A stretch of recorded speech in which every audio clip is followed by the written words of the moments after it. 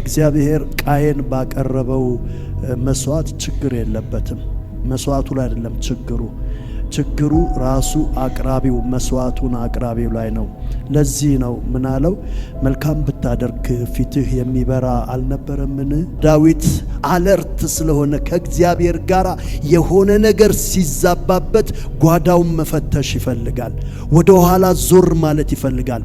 ፖዝ ማድረግ ይፈልጋል። ቆም ብሎ ግራ ቀኙን ትላንት ምን አርጌ ነበር፣ ከኋላዬ ምን አለ ማለት ይፈልጋል። በቤታችሁ፣ በህይወታችሁ፣ በዘራችሁ፣ በቢዝነሳችሁ፣ በነገራችሁ ላይ ቀጥሎ የሚሆን ነገር ካለ ቆም በሉና ቤታችንን እንድንፈትሽ፣ ኋላችንን እንድንፈትሽ ይሄ የእግዚአብሔር ቃል ዛሬ ይጠቅመናል። እግዚአብሔር እኛ ወደሱ እንጠጋለን እንጂ እሱ በፕሪንሲፕል አንፃር ወደኛ አይጠጋም። ወደሱ ሐሳብ እንጠጋለን እንጂ እሱ ወደኛ ሐሳብ አይጠጋም። ነገር ግን የነኛ ሰዎች እንባ ሄዶ እግዚአብሔር ጋር ደርሶ ይጮሃል፣ ፍትህ አተናል ብሎ የፍትህ ያለ ይላል። የነፍሳቸውን ጩኸት፣ መገፋት፣ በደል እግዚአብሔር ስላየ እኔ ያላውቀውም በዛን ቀን አይቸው። እሱ ምናልባት የሚያውቀው ዴሊበሬትሊ ያደረገው አውቆ ሆን ብሎ ያደረገው ምን ያመጣሉ የት ይደርሳሉ ብሎ ያደረገው የሶስት ሰዎችን ግፍ ነው። እግዚአብሔር ግን የቆጠራቸው ምናልባት 5 6 7 10 ይሆናሉ። ለምንድነው በህይወቴ ይህና ያ ነገር የሚጨነግፍብኝ? ለምንድነው እኔ ቤት የሚጨነግፈው? ለምንድነው በኔ ዘር ላይ የሚጨነግፈው? ለምንድነው በኔ ትዳር ላይ የሚጨነግፈው? በልጆቼ ላይ ለምንድነው ጭንገፋ የሚደጋገመው? በቢዝነሴ ላይ ሄጄ ደረስኩ ይሊዘው ስል ብዙ ነገር ለምን ፌል ያደርጋል? እነኚህ ሰዎች እንደዚህ ያሉ ብርና ወርቅ ይሄን ነገር አይመልሰውም ማለት። ዳዊት ዝም ብሎ አምጥቶ ንጉስ ስለሆነ አባብሎ ተቆጥቶ ኖ በስርዓት ዲል ማድረግ ነው የፈለገው። ምንድነው የምትፈልጉት? ማስተሰረያው ምንድነው? ምን ቢሆን ነው ይሄ ነገር ከቤቴ ወይም ከሀገሬ ከምድሬ ላይ ነፃ ልሆን የምችለው? ምን ቢሆን ነው?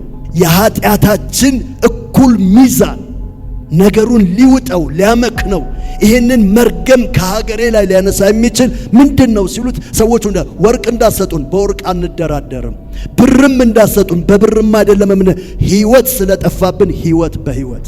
እኔ በጣም ይገርመኛል።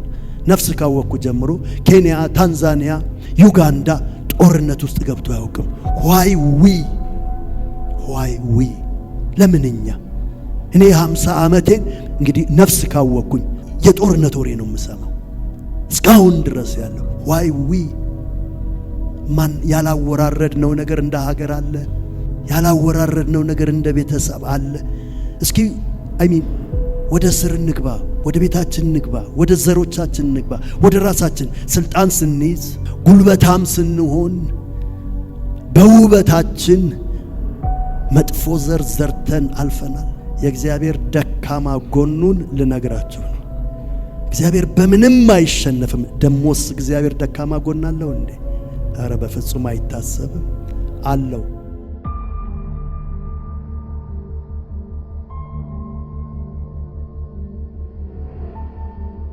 መጽሐፍ ቅዱሴን የገለጥኩት ሁለተኛ ሳሙኤል ምዕራፍ 21 ላይ ነው። ብዙ ላለመቆየት ሞክራለሁ፣ ግን መሰረታዊ ነገር ስለሆነ ሁላችሁም በአክብሮት በጽሞና እንድትሰሙኝ እጠይቃለሁ። በደጅም ያላችሁ አፕስቴር ዳውንስቴር ሁላችሁም ልባችሁን ለእግዚአብሔር ቃል ስጡ። አንዳንድ ጊዜ እግዚአብሔር ጥያቄዎቻችንን በአንድ ቃል በአንድ ሐሳብ ውስጥ ሊመልስ ይችላልና ሁላችንንም የሚመለከት ልናየው የሚገባ ነው። ቱ ቢ ኦነስት ከዚህ በፊትም ተናግሬያለሁ።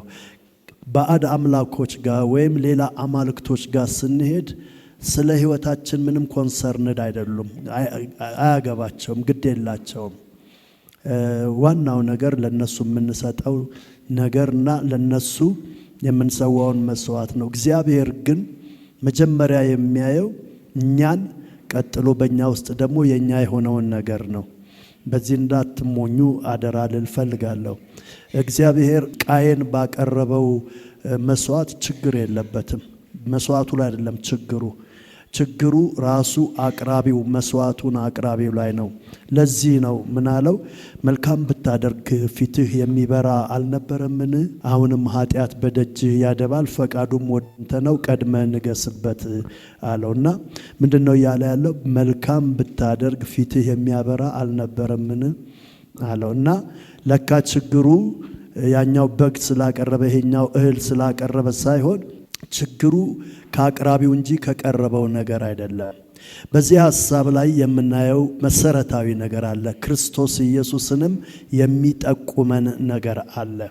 እንደዚህ ይላል ሁለተኛ ሳሙኤል ምዕራፍ 21 ከቁጥር 1 ጀምሮ ጥቂት ቁጥሮችን ፈጠን አድርጌ አብረን እናነባለን። ሁለተኛ ሳሙኤል ምዕራፍ 21 ከቁጥር 1 ጀምሮ በጌታችን ስም አነባለሁ። በዳዊትም ዘመን 3 ዓመት ያህል ቀጥሎ ራብ ሆነ። ዳዊትም የእግዚአብሔርን ፊት ጠየቀ። እግዚአብሔርም የገባዖንን ሰዎች ስለገደለ በሳኦልና በቤቱ ላይ ደም አለበት አለ። በዳዊትም ዘመን 3 ዓመት ያህል ምን ሆነ? እሷን ቃል ያዙልኝ። አንዱ የምፈልገው መልእክት ይሄ ነው። በዳዊትም ዘመን 3 ዓመት ያህል ምን ብሎ? ቀጥሎ 3 ዓመት በተከታታይ ማለት ነው። 3 ዓመት ያህል ቀጥሎ ረሃብ ሆነ። ዳዊትም የእግዚአብሔርን ፊት ጠየቀ። እግዚአብሔርም የገባዖንን ሰዎች ስለገደለ በሳኦልና በቤቱ ላይ ደም አለበት አለ። ንጉሡም የገባዖንን ሰዎች ጠራ። የገባዖን ሰዎችም ከአሞራውያን የተረፉ ነበሩ እንጂ ከእስራኤል ልጆች ወገን አልነበሩም። የእስራኤልም ልጆች ምለውላቸው ነበረ። ሳኦል ግን ለእስራኤል ልጆችና ለይሁዳ ስለቀና ሊገላቸው ወድዶ ነበረ ወይም ገደላቸው። ዳዊትም የገባዖንን ሰዎች የእግዚአብሔርን ርስት ማለትም እስራኤልን እኛን ማለቱ ነው፣ የእግዚአብሔርን ርስት ትባርኩ ዘንድ ምን ላድርግላችሁ? ስሙኝ፣ ይሄኛውንም ቃል የምፈልገው ቃል ነው። ማስተሰረያውስ ምንድነው አላቸው። የገባዖን ሰዎችም በእኛና በሳኦል ወይም በእኛና በቤቱ መካከል ያለው የብርና የወርቅ ነገር አይደለም፣ ከእስራኤልም ወገን እኛ የምንገድለው የለም አሉት። እርሱም የምትናገሩትን አደርግላችኋለሁ አለ። ንጉሡንም እኛን ካጠፋ በእስራኤልም ዳርቻ ሁሉ እንዳንቀመጥ መፍረሳችንን ካሰበው ሰው ልጆች 7 ሰዎች አሳልፈ ስጠንና ከእግዚአብሔር በተመረጠው በሳኦል አገር በጊብዓ ለእግዚአብሔር እንሰቅላቸዋለን አሉት። ንጉሡም እሰጣችኋለሁ አለ ይላል። እግዚአብሔር በዚህ ውስጥ ያለውን ቃል ምስጢር ይግለጥልን። የእግዚአብሔር አምላካችን ስም ይባረክ። በዚህ ላይ መሰረታዊ የሆነ ነገር እንድናይ የፈለኩት ነገር ቅድም እንዳልኳችሁ ሁለት መሰረታዊ ነገር ነው። አንደኛው ቀጥሎ በዳዊት ዘመን 3 ዓመት ረሃብ ሆነ የሚለውንና ዳዊት ደግሞ እግዚአብሔርን ጠይቆ ምክንያቱ የችግሩ ምክንያት ለምን በአገሩ ላይ 3 ዓመት እንዳልዘነበ ካወቀ በኋላ እነኛን የገባዖን ሰዎችን ጠርቶ ማስተሰረያው ምንድነው ያላቸውን ሐሳብ እንድናይ ፈልጌ ነው። አንዳንድ ነገሮቻችን እግዚአብሔር ፊት ስንቀርብ ምናልባት እግዚአብሔር ዲል ሊያረግ የሚፈልገው ከኛ ጋር መጨረስ እንደ ቤተሰብ ሊሆን ይችላል፣ በግል ሊሆን ይችላል፣ እንደ ሀገርም እንደ ቤተ ክርስቲያንም ሊሆን ይችላል። 2 ምሳሌ መናገር ፈልጋለሁ። አንዱ ምሳሌ ነው፣ አንዱ ግን እውነተኛ ታሪክ መናገር ፈልጋለሁ። እዛ ውስጥ ትልቅ ትምህርት አለ። አንድ ሰው ወጣት ልጅ ፓስተሩ ጋር ሄደና እባክህ ተጨነቅ ያለው ጸልይልኝ ሲለው ፓስተሩ ምንም ችግር የለም ጸልያለሁ አሁን ይተውሃል አለው። ፓስተሩ ጸለየለት፣ ከዛ ሸኘው። ነገር ግን ልጁ በሚቀጥለው ቀን መጣና ምንም ነገር አልተሻለኝም፣ እንደውም ጭንቀቱ ጨመረብኝ። ስለዚህ እባክህ ፓስተር እንደገና ጸልይልኝ አለው። አሁንም እንደገና ጨምሮ ፓስተሩ በጣም ጸለየለት፣ ጸሎት አጉድዬ ነው ብሎ አሁንም ተጸልዮለት ሄደና ፓስተሩ ከጸለየለት በኋላ ልጁ እንደገና ትንሽ ቆይቶ 2-3 ቀን መጣ። እንዴት ነህ አለው ፓስተሩ በእርግጠኝነት ውጤት ሊሰማ። ያው ነኝ ምንም ችግር የለም ሲለው ፓስተሩ ተጠራጠረና እንዲህ አለው፣ አንተ ልጅ ምንድነው የሆነ ነገር ያደረከው አለ እንዴ ሲለው፣ አዎ አለ። ምን ሲለው፣ ገመድ ሰርቅ ያለው እሱ ነው የሚያስጨንቀኝ አለ። ታዲያ ለምን መጀመሪያ አትነግረኝም ነበረ? ቀላል ነው ችግር የለም አለውና አሁንም ፓስተሩ መጸለይ ጀመረ። በቃ ይቅር በለው ንስሐ ገብቷል ምናምን ብሎ ከዛ ሄደ። ከ3-4 ቀን በኋላ ሲመጣ አሁንም ልጁ ሲጠየቅ እንዴት ነው ሲለው አሁንም እየተጨነቅኩ ነኝ አለው። ፓስተሩ ግራ ገባውና አንተ ልጅ ገመዱ ላይ ምን አለ ሲል ጫፏ ላይ በጋለች አለ። የገመዱ ጫፍ ላይ በጋለች አለ። እንግዲህ 5 ጊዜ 6 ጊዜ ሄዶ ነውና ገመዱን አክብዶ በጓን አቅልሎ ነው የተናገረው። ዋናው ግን ምኑ ነው? በጉ ነው። ከዚህ የተነሳ ያ ሰው ወደ 5-6 ጊዜ ፓስተሩ ጋር ሄደ። አንድ እውነተኛ ነገር እኔ ሳገለግል የገጠመኝን ልንገራችሁ። አንድ አገር ተማሪ ሆኜ እየተማርኩ ያለ አገለግላለሁ። ሳገለግል አንድ ቤተሰብ 2 ልጆች ያሏቸው አንድ እናት አገለግላለሁ እዛው ያገሩን ሰው እና አንድ ወንድማቸው ውጪ ነው ያለው። ነገሩት። አንድ አፍሪካዊ መጥቶ በጣም ጥሩ ሰው ነው ያገለገለን ነው ብለው ነገሩት። ያ ሰው ይሄንን ሲሰማ በየወሩ ለኔ $50 ፖኬት መኒ ይልክልኛል። ራሴን ስፖንሰር አድርጌ ነበር ሄድኩትና በጣም ብር ይቸግረኝ ነበር። ባለቤት አለኝ፣ 2 ሕፃን ልጆች እዛ ነው የተወለዱት እና ያንን ብር ይልክልኛል፣ በየወሩ ይሰጡኛል። ወንድማችን እየላከልህ ነው እያሉ አገለግላለሁ። ከዓመት በኋላ ምናምን ነው መሰለኝ ያ ሰው መጣ። ያ ሰው ወደዛ ወደ አገሩ ሲመጣ ወንድማችን መጣና ና ተዋወቀው ሳሚ መጥቷል ብለው አሉኝና ኦኬ የረዳኝ ሰው ነው ልተዋወቀው አልኩና ሄድኩኝ። ተዋወቅኩት፣ ደስ አለው። ቤተሰቦቼን እያገለገልክልኝ ነው ምናምን አለና በአገሩ እዛ በሚሰራበት አገር ሌላ አገር ነው በሚሰራበት አገር ስላለው ሀብት ነገረኝ። ሲነግረኝ እንደዚህ ብሎ ነገረኝ። አገሩ ላይ 3 መኪኖች አሉ አለ። አንደኛው የንጉሱ ነው፣ ሁለተኛው የልዑሉ ነው የንጉሱ ልጅ፣ ሶስተኛው ያንኛው ውድ መኪኖችና በአገሩ ላይ 3 መኪኖች፣ ሶስተኛው የኔ መኪና ነው አለኝ። አም ዚስ ማች ሪች ማለቱ ነው። ይሄንን ያህል በጣም ሀብታም ሰው ነኝ። ባለቤቴ ደግሞ ዴንቲስት ናት፣ የጥርስ ሐኪም ናት እና በጣም ብዙ ቢዝነስ እንሰራለን፣ ጸልይልን ምናምን አለ። ኦኬ ከዛ መጸለይ ጀመርኩኝ። ወደ ውስጥ ገባን። አንድ ክፍል እሱም ይጮሃል፣ እኔም ጮሃለሁ። ተንበርክኮ እጁን ወደ ላይ አንስቷል፣ እኔም ጮሃለሁ። ያገለገለኝ ሰው ነው፣ ባርከው እያልኩ ጮሃለሁ። በመሃል ላይ እግዚአብሔር ኢንተራፕት አደረገውና ጸሎቴን እንደዚህ አለኝ፣ የብዙ ሰው እንባ አለበት ንገረው አለኝ። እደግመዋለሁ፣ የብዙ ሰው እንባ አለበትና ንገረው አለኝ። እንግሊሽ ነው የምንጠቀመው ማለት መጸለዩ በሱ ቋንቋ ነውና ሳሚ ሊስን ቱ ሚ አልኩትና እግዚአብሔር እንዲህ ይልሃል፣ የብዙ ሰዎች እንባ አለብህ ይልሃል አልኩት። በጣም እየተጫጫኸን ነው የምንጸልየው። እንደ ተረምበረከከ እጁን ወደ ላይ አነሳና ፓስተር ኦንሊ 3 ፒፕል አለኝ።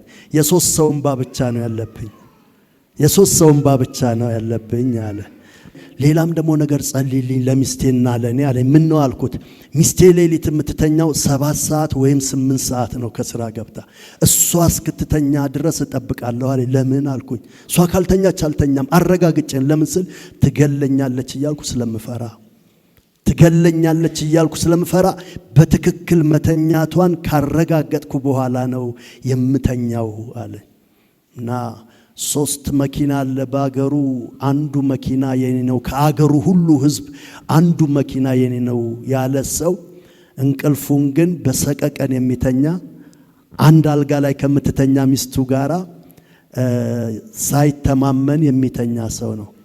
እግዚአብሔር ያለኝ 3 ሰው አይደለም የብዙ ሰው እንባ አለበት ነው ያለው። ከዛ በኋላ ጸሎቱም ተረባበሸ። ብዙም አልጸለይኩም። ከዛ በኋላ ብሩም ቆመ። በእርግጠኝነት እኔ እንደዚህ ያልኩ እነኛ ሰዎች ጴንጤ አይደሉም። ሶስትም ይሁኑ ብዙም ጴንጤ አይደሉም፣ ግን ሰው ናቸው። በዚህ ሰው ህይወት ውስጥ ከርስ ሆነዋል፣ መርገም ሆነዋል። ስለዚህ ተይዞበታል። በጣም የተጨናነቀ ሰው ነው። ፊቱ እንዲሁ ሲያዩት እንኳን ሴትል የሆነ ነገር የለውም። የተረባበሸ ሰው ነው። ወገኖቼ እዚህ ጋር ዳዊት የእግዚአብሔር ሰው ስለሆነ በጣም ለእግዚአብሔር ነገር ሴንሲቲቭ ስለሆነ አለርት ስለሆነ ከእግዚአብሔር ጋር የሆነ ነገር ሲዛባበት ጓዳውን መፈተሽ ይፈልጋል። ወደ ኋላ ዞር ማለት ይፈልጋል። ፖዝ ማድረግ ይፈልጋል። ቆም ብሎ ግራ ቀኙን ትላንት ምን አርጌ ነበር፣ ከኋላዬ ምን አለ ማለት ይፈልጋል። በቤታችሁ፣ በህይወታችሁ፣ በዘራችሁ፣ በቢዝነሳችሁ፣ በነገራችሁ ላይ ቀጥሎ የሚሆን ነገር ካለ ቆም በሉና ቤታችንን እንድንፈትሽ፣ ኋላችንን እንድንፈትሽ ይሄ የእግዚአብሔር ቃል ዛሬ ይጠቅመናል። ወገኖች ልነግራችሁ እፈልጋለሁ። እግዚአብሔር እኛ ወደሱ እንጠጋለን እንጂ እሱ በፕሪንሲፕል አንፃር ወደኛ አይጠጋም። ወደሱ ሐሳብ እንጠጋለን እንጂ እሱ ወደኛ ሐሳብ አይጠጋም። ስለዚህ ምን ልላችሁ ፈልጌ ነው፣ እዚህ ጉዳዮች ይዛችሁ መጣችኋል። ምናልባት እግዚአብሔር ከኛ ጋር ሊጨርስ የሚፈልገው ጉዳይ ካለ፣ እንድናስተካክል የሚፈልገው ነገር ካለ እንደዚህ ሰውዬ እኔ አላውቀውም። የዛን ቀን ነው ያየሁት፣ ከዛ በኋላም አላየሁትም። ያ ቀን የመጀመሪያም የመጨረሻም ነው። እግዚአብሔር እንዲህ አለ፣ የብዙ ሰውም ባለብህ አለው። የአቤል ደም ይጮሃል እንዳለ የነኛ ሰዎች እንባ እንዴት ሆኖ ነው እጅግ ሩቅ የሆነ ሰማይ የእግዚአብሔር ዙፋን ጋር የደረሰው? መላእክታት ጋር አይደለም የደረሰው፣ የሆነ ቦታ አይደለም የደረሰው። ነገር ግን የነኛ ሰዎች እንባ ሄዶ እግዚአብሔር ጋር ደርሶ ይጮሃል፣ ፍትህ አተናል ብሎ። የፍትህ ያለ ይላል። የነፍሳቸውን ጩኸት፣ መገፋት፣ በደል እግዚአብሔር ስላየ እኔ አላውቀውም። በዛን ቀን አይቸው እኔ እንደዚህ አይነት መልእክት እግዚአብሔር ይሰጠኛልን ብዬ አላሰብኩም። ደፍሬም መናገሬ ገርሞኛል ለራሴ። ግን በድፍረት ነገርኩት።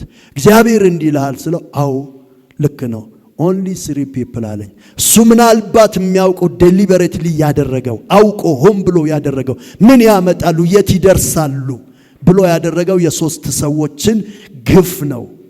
እግዚአብሔር ግን የቆጠራቸው ምናልባት 5 6 7 10 ይሆናሉ። ለምንድነው በህይወቴ ይህና ያ ነገር የሚጨነግፍብኝ?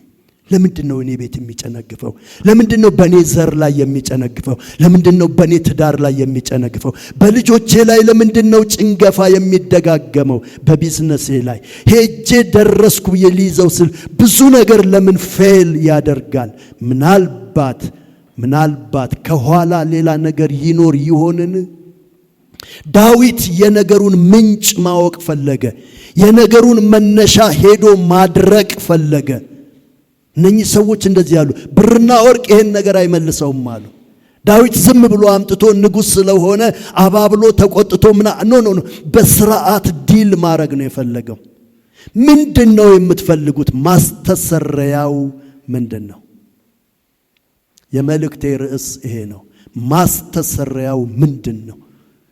እኔ ከኔ ወደ እናንተ የሚመጣው ሳይሆን እኔ ይሄን ያህል ልስጣችሁ፣ ይሄን ያህል ሰቀል ወርቅ፣ ይሄን ያህል ሰቀል እንደዚህ ልስጣችሁ ከምለው ይልቅ ምን ቢሆን ነው ይሄ ፕሮብሌም የሚፈታው?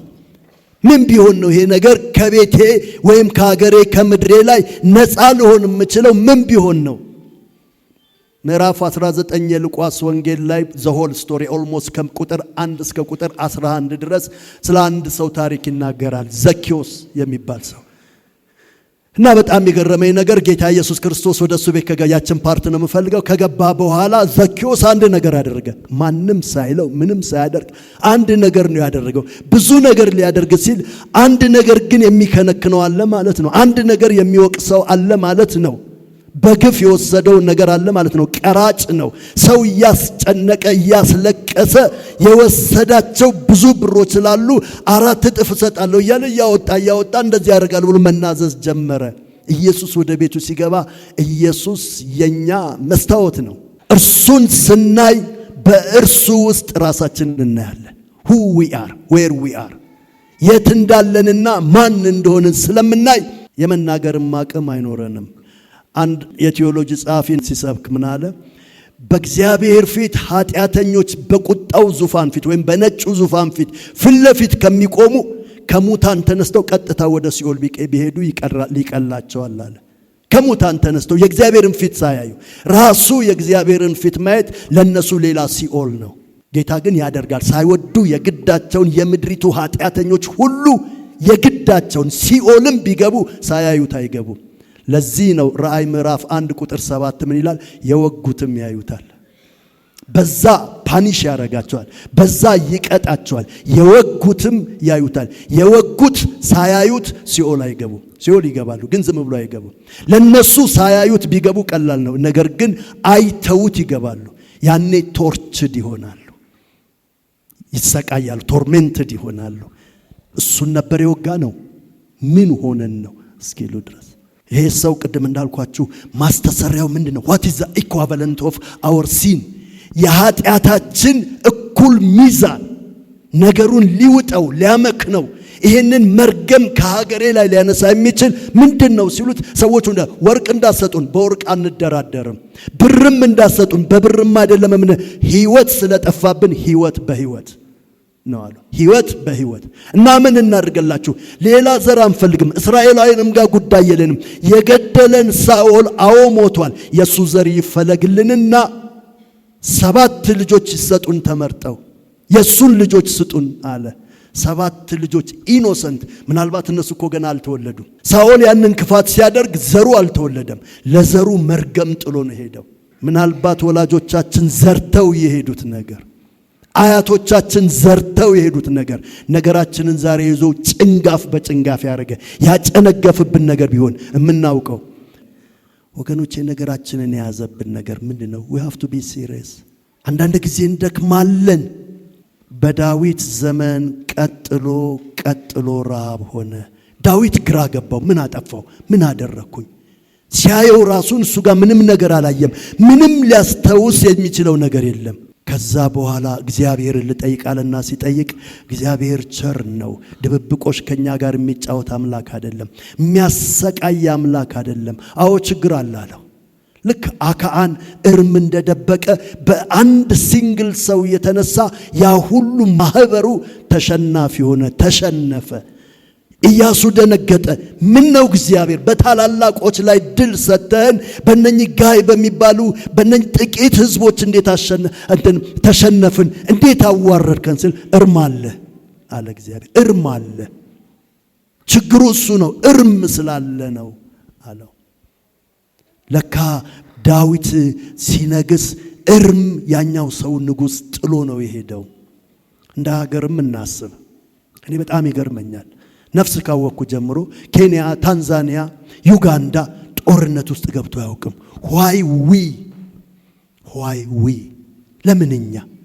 እኔ 50 ዓመቴን እንግዲህ ነፍስ ካወቅኩኝ የጦርነት ወሬ ነው የምሰማው እስካሁን ድረስ ያለው። why we ማን ያላወራረድነው ነገር እንደ ሀገር አለ? ያላወራረድነው ነገር እንደ ቤተሰብ አለ?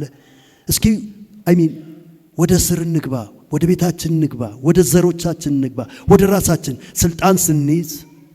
ስልጣን ስንይዝ ጉልበታም ስንሆን በውበታችን መጥፎ ዘር ዘርተን አልፈናል።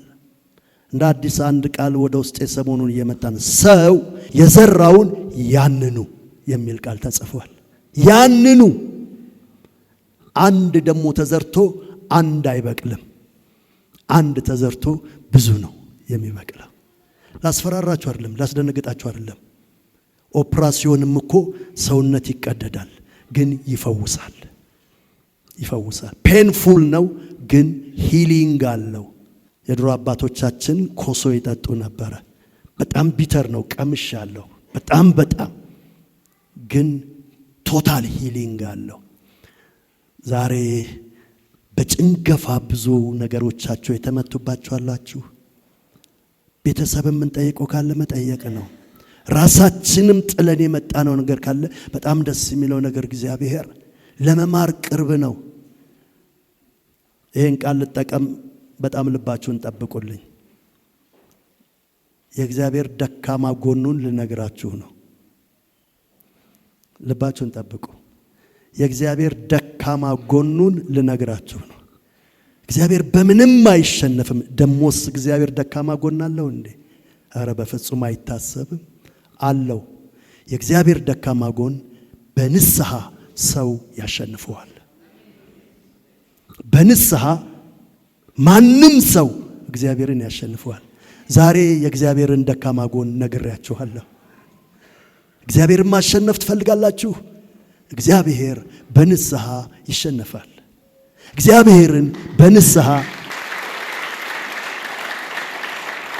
እግዚአብሔርን በንስሐ ያላሸነፉት ማንም የሉም።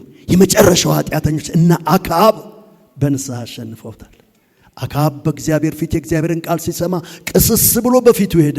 እግዚአብሔርም እንዲህ አለው፣ ባሪያዬን አክዓብን አየኸው? በፊቴ እንዴት ቅስስ ብሎ how he is humble, how he humiliate himself፣ እንዴት ራሱን በፊቴ እንዳዋረደ አየኸው? ለቃሌ እንዴት እንደተንቀጠቀጠ አየኸው? ቁጣዬን አንስቻለሁ፣ በሱ ዘመን አላረገም። ተሸነፈ እግዚአብሔር። የነነዌ ሰዎች እግዚአብሔርን አሸነፉት። ገለብጣችኋለሁ፣ አጠፋችኋለሁ ያሉት ብሎ እግዚአብሔር በነቢዩ ተናግሮ ነበር። እውነት ነው። እግዚአብሔርን ቀደሙት። እግዚአብሔር ሳይቀድም እግዚአብሔርን ቀደሙት የነነዌ ሰዎች እና በእግዚአብሔር ፊት ራሳቸውን አዋረዱ። በመጽሐፍ ቅዱስ ውስጥ ብቸኛ እንደዛ አይነት ንስሐ የለም። እስራኤል እንኳን እግዚአብሔርን የምታውቀው አላረገችም። ለምን? እንስሳ አልጾመም በእስራኤል ምድር። የነነዌ ሰዎች ግን እንስሶች እንኳን ወደ ሜዳ እንዳይሰማሩ ጥጃ ከእናቱ ጋር እንዳይገናኝ ለ3 ቀን ማቅ ተከደኑ። ከንጉሱ ጀምሮ እስከ ተራው ሰው ኖት ኦንሊ ህዝቡ፣ እንስሳው ጾም ጸሎት ያዘ። እግዚአብሔር ተሸነፈ። ምዕራፍ 4 ቁጥር 1 ላይ እንደዚህ ይላል፣ እግዚአብሔርም ሊያደርግባቸው ካለው ነገር ተጸጸተ፣ እንዲህም አለ ብሎ ይናገራል፣ አላደርግባችሁ። there is hope, there is a way። ተስፋ አለን፣ መንገድ አለን። በቃ ታርጌት ውስጥ እንደ ጠላት ሰበብ ይፈልግናል። ምን ሊያደርገን ነው የሚፈልግ? ለዲሞሽን፣ ለማዋረድ፣ ለመጣል፣ ለማውረድ እግዚአብሔር ሰበብ ይፈልጋል። ምን ሊያደርገን? ለፕሮሞሽን፣ ከፍ ሊያደርገን፣ ሊሾመን። እግዚአብሔር ሰበብ የሚፈልገው በእኛ ላይ ምን ምክንያት እንደና ነገር የሆነ ምክንያት አግኝቼ ልባርከው ሲል፣ ሰይጣን ምን ምክንያት አግኝቼ ልጣለው ነው የሚለው። እግዚአብሔር ይሄን ሲያደርግ ነብዩ ተቆጣ በጣም። ይህም ነብዩን ዮናስን ደስ አላሰኘውም የሚል ቃል ተጽፏል። ይህም ዮናስን ደስ አላሰኘውም። ምን? አንተ ድሮም አገሬ ያለው አውቅ ነበር፣ አልሄድም ብዬ ኮበለልኩ። አንተ መሐሪ እንደሆንክ አውቃለሁ፣ ይቅርባይ እንደሆንክ አውቃለሁ፣ ከቁጣ የምትመለስ እንደሆንክ የምትጸጸት እንደሆንክ አውቃለሁ። ለዚህ ነበር ለዚህ ሕዝብ አልሰብክም የንስሐ መልእክት ያልኩት፣ ለዚህ ነበር አለ። እግዚአብሔር ቶሎ ይመለሳል። እውነት ያየሁትን ነው የምነግራችሁ። ለራሴ ይገርመኛል። እኔ ሰው ይቅር ለማለት ጊዜ ይወስድብኛል። ቢተርነሴ ቶሎ አይወጣም ከውስጤ። እግዚአብሔር ግን ጊዜ አይወስድበትም። እግዚአብሔር በስውር ዮሴፍ ወንድሞቹ ሲመጡ በፊት ለፊቱ በጣም ይቆጣቸዋል። በጣም ፊቱን ይለውጥባቸዋል። እንደውም እሰሯቸው፣ እነኚህ ሰላዮች ናቸው፣ የምድሪቷን ራቁትነት አይተው ሊሰልሉ ነው የመጡት፣ እሰሯቸው ይላል። ከዛ ግን በጎን ሄድና ምላል እነሱን እንዳታስከፍሏቸው ይላል። እግዚአብሔር በስውር ይራራል። እንደገና ደግሞ ምን ይላቸዋል? ዋንጫውን ይደብቅና አንዱ ልጅ ውስጥ ያስገባና እንደገና ተከታትሎ እንዴት ትሰርቁኛላችሁ ምናምን ብሎ ይናገርና እንዲታሰሩ ያደርጋቸዋል። ነገር ግን ምሳ ከነሱ ጋር ነው መበላው። ፍሪዳ ጣሉና አዘጋጁልኝ ምሳ ከነሱ ጋር ነው። ለነኚህ ሰዎች በጣም ኮንፊውዝድ ሆኑ። ይሄ ሰው ምን እያደረገ ነው ያለው? እዚህ ጋር ይጨክንብናል፣ እዚህ ጋር ይራራልብናል ይላሉ። እግዚአብሔር በስውር ይራራል። እኔ 2 ጎረምሶች አሉኝ። አሁን ራሳቸውን ኦልሞስት ችለዋል። እመታቸውና ከዛ በኋላ የቤቱ ሁሉ ሙድ ይለወጣል ወይም ስሜት ይለወጣል። ያኮርፉና አንዱ እዚህ ጋር አንዱ እዛ ጋር ሶፋ ላይ ኩርምት ብለው ይተኛሉ። በዛው ውስጥ ቆዝመው ያሉ። ከዛ በኋላ በዛው እንቅልፍ ሊይዛቸው ምናምን ሲል እነሱ ጋር አልሄድም፣ ባለቤቴ ጋር ሄድና እንዲህ እላለሁ፣ ራት ሳይበሉ እንዳይተኙ እላለሁ። ራት ሳይበሉ እንዳይተኙ። ለምን? አባታቸው ነኝ፣ ራራለሁ። ያቺ እንኳን ራት እንዳታመልጣቸው። እኔ ልጆቼን ተበቅያቸው አላውቅም፣ ዲሲፕሊን አድርጊያቸው ግን አውቃለሁ። ቦክስ ጨብጨባቸው አላውቅም፣ ደረቅ ብትር አንስቼባቸው አላውቅም፣ ዲሲፕሊን ግን አድርጊያቸው አውቃለሁ። ልጆቼ አንተ በጣም ሃርድነ ጎርተህናል ይላሉ። ግድ የለም ወደፊት እንደው እኔን መርገም ካለባቸው ወደፊት ተረግሙ። ስለናንተ ግን አንድ ሰው ሲንግል ነገር አይናገርም። አሁን ለምን? ዲሳይፕል ለማድረግ ዲሲፕሊን መሆን ይጠይቃል። ዲሲፕሊን ይጠይቃል። ድራይቭ አውት የሆነውም ደግሞ ከዛ ነው። ዲሳይፕል የሚለው ቃል የወጣው ከዲሲፕሊን ነው የመጣው። ዲሲፕሊን ያልሆነ ዲሳይፕል መሆን አይችልም። እግዚአብሔር ለጥቅማችን ሲል አንዳንድ ጊዜ እንዲና እንዲያደርጋል። ልሰብስብ እንዳልኩት የመልእክቴ ርዕስ ማስተሰሪያው ምንድን ነው? ከእግዚአብሔር ጋር ዲል አድርጉ። ከእግዚአብሔር ጋር 6 ኪሎ ጉባኤ እግዚአብሔር ከኮቪድ በፊት ነው ሳገለግል አገልግዬ ልክ እንደዚህ እንደጨረስኩ አንድ ትልቅ ሰውዬ እድሜ ከኔም በለጥ ይላሉ መጡና ልጄ እባክህ እንድጸልይልኝ ፈልጋለሁ አሉኝ። ምንድነው አልኳቸው። ጌታን ካገኘው 16 ዓመቴ ነው። ነገር ግን ማታ ልክ ልተኛ ስል እንቅልፍ ሳይወስደኝ ገና አልጋይ ላይ ሳርፍ 4 ሰዎች ይመጡና አልጋይ እንደዚህ ያርገው እንደዚህ ያርገው ሊጥሉኝ ያስጨንቁኛል። 16 ዓመቴ ነው ጌታን ካገኘው። የፖለቲካ ሰው ነበርኩ። እዚህ 6 ኪሎ ዩኒቨርሲቲ ነበር የምሰራው እና እባክህ በዚህ ጉዳይ ጸልይልኝ ሲሉ አልጸልይም። ቆይ ከመጸለይ በፊት ይሄ ነገር የመንፈስ እንትን ስለሆነ አልኩና አንዳንድ ነገር ጠየቅኳቸው። እንደው በጥንቆላ ከዚህ በፊት እንደዚህ አው ነበር እሱን ትተናል። እንደው ቤቱ ተቃለ አይ ነበር እሱንም አውጥተን ጥለናል። እንደው ሌላ ነገር ብዬ ብፈትሽ ሁሉንም ነገር ነፃ ነን አሉኝ። መኪናዬን እየነዳው መኪናዬ ውስጥ አስቀምጫቸው እሳቸው ወደ ላይ ነው የሚሄዱት፣ እኔ ወደ ታች ነው የምወጣው። እሳቸውን ወደ ላይ ወደ እንጦጦ እየሸኘው ነኝ። ጌታ ሆይ አልኩኝ። መኪናዬን አቀስቅዤ ወደ ጥግ ጌታ ሆይ ምንድነው እዚህ ጋር ያለው እርም ምንድነው? እባክህን ለኝ ሰው ንገረኝ ስለው ጆሮውን ተበስቷል አለኝ ጌታ። እየነዳው እየሄድኩ ነው። 1 ደቂቃ ነው የጸለይኩት። ጆሮውን ተበስቷል። ፈራኋቸው። ለምን 4 ወንድ ወይም 3 ወንድና 4 ሴት 7 ልጆች አሉ ይብለዋልና እሳቸውን ፈርቼ ጆሮውን ተበስቷል ለማለት እንዲህ አልኩኝ። ከቤታችሁ ወንድ ልጅ ጆሮውን የተበሳ አለ ስል እኔ ነኝ አሉኝ። ወዲያው ነው ጆሮአቸውን ይዤ ጸለይኩኝ እና ነገሩኝ ታሪኩን። እንደዚህ እድሜ ላይ ስንደርስ ሄደን እንሰጣለን ለአጋንንት ሄደን እንሰጣለንና ጆሮ እንበሳለን። በእድሜ ዘመናችን ሁሉ ባሪያ መሆን ማለት ነው። ከመጽሐፍ ቅዱስ ሰይጣን የኮረጀው ነው እና እንበሳለን እና አዎ እንደዚህ ተበስቻለሁኝ። በዚህ ስለት እንደዚህ ሆኛለሁ። ወንድ ሲወለድኛ ቤት እየሄደ ጆሮ ይበሳል አሉኝ። ጸለይን። እግዚአብሔር ሰበረው። ነፃ ሆኑ። ወገኖቼ ስሙኝ፣ ዛሬ ይሄን አሳይመንት እኔም ለኔ እናንተም ለናንተ ውሰዱ። ቀጥሎ why it's happened ለምንድን ነው የሚሆነው? ዘራችን ውስጥ ተደጋጋሚ ነገር አለ። ቤተሰባችን ላይ ተደጋጋሚ ነገር አለ። ማስተሰሪያው ምንድነው? ቀጥሎ በኔ ቤት ውስጥ happen የሚያደርግ ነገር አለ። ማስተሰሪያው ምንድነው? ጌታ እግዚአብሔር ሰውን ሲፈጥር በኤደን ገነት ከፈጠረ በኋላ አስቀመጠውና ምዕራፍ 2 ቁጥር 17 ላይ እንዲህ አለው፣ ይህንን በበላህ ቀን ሞትን ትሞታለህ ነው ያለው። ትከስራለህ፣ ትጨነቃለህ። እንዲህ አይደለም፣ ሞትን ትሞታለህ ነው ያለው። አሁን ያንን በላ ሰው በሰው ላይ ሞት አረፈ። ጌታችን ኢየሱስ ክርስቶስ ሲመጣ ሰው ላይ ያለውን ሞት ለማንሳት ሞትን በሞት ነው ያነሳው። ጌታ ኢየሱስ የኃጢአት ስርየት ማስተሰሪያው ምንድነው እንዳሉ የኃጢአት ስርየት ያገኘነው ሞት የነበረብንን በሞቱ አነሳለን። እሱ የኛ የኃጢአታችን ስርየት ሆኗል፣ አስተሰረልን። እግዚአብሔር አሁን 0 ለ0 ነን አለ። አሁን 0 ለ0 ነን፣ ታርቀናል። እናንተ ጋር የነበረኝ ነገር ተነስቷል። እነኚህ የገባውን ሰዎች ልክ እነኛን ልጆች ከገደሏቸው በኋላ ምን ይላል መሰላችሁ? ቁጥር 14 ላይ እንደዚህ የሚል ቃል ተጽፏል። ከዚያም በኋላ እግዚአብሔር ስለ አገሩ የተለመነውን ልመና ሰማ። እግዚአብሔር ሰማ። ያ ከርስ ቆመ። ቀጥሎ ሀፕን ያደረገ የነበረው ነገር ቆመ። ዛሬ እግዚአብሔር ትክክለኛውን ማስተሰሪያ አንዳንድ ሰው ትልቅ ነገር አድርጎ እዚህ ጋር በቃ ሪላክስ አድርጎ ተቀምጦ አንድ ደቂቃ ንስሐ ገብ ኖ አይሆንም። ባጠፋነው ልክ ነው ንስሐ። እግዚአብሔር የሞት ዕዳ ነበረብን። ያ የሞት ዕዳ መከፈል ነበረበት። በአንድ በንጹህ ሰው መከፈል ነበረበት። እሱም ክርስቶስ ነው። ማስተሰሪያውን ኢየሱስ ከፈለ። አሁን አም ፍሪ። እግዚአብሔር እኔ ላይ ምንም ዕዳ የለውም። ምንም። እኔና እግዚአብሔር አሁን 0-0 ነን። ለምን? ማስተሰሪያ አለኝ። ክርስቶስ የኃጢአታችን ማስተሰሪያ ሆኗል። ለነኚህ ሰዎች ነፍስ ነው የጠፋብን። ነፍስ በወርቅ አይሸጥም። ነፍስ በብር አይለወጥም። ነፍስ በነፍስ ነው። ነፍስ ገሎብናል። ነፍስ እንገላለን። ነፍስ ስጡን፣ ልጆቹን ስጡን አለ። ልጆቹ ሰጡት። በቃ አሁን we are free አሉ። we are comfortable። የምድሪቱ መርገም ተነሳ። ዛሬ እግዚአብሔር በዚህ ቃል የቤታችንን መርገም ያንሳልን፣ የዘራችንን መርገም ያንሳልን።